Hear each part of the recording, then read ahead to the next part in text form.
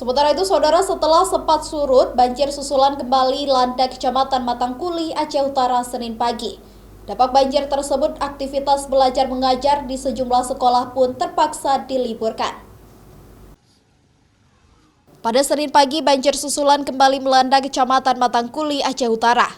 Aktivitas belajar mengajar pun kembali ditiadakan di Sekolah Dasar Negeri 6 Matangkuli. Padahal pada Sabtu beberapa waktu lalu pihak sekolah telah membersihkan sisa endapan lumpur banjir.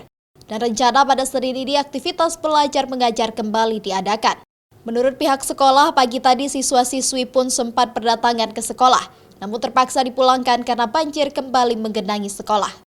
Dipulangkan lagi. Tadi udah banyak anak yang sekolah karena saya pulangkan sama wali muridnya. Jadi nggak ada libur. Jadi terpaksa dipulangkan, Pak ya? Dipulangkan, diambil sama wali murid masing-masing. Kami udah sepakat hari Minggu, cuma karena aktivitasnya lebih cepat, hari Sabtu sudah kami bersihkan. Anak juga ada datang kan, bantu-bantu ya kan. Jadi selesai. Rencana hari Senin ini udah aktivitas belajar.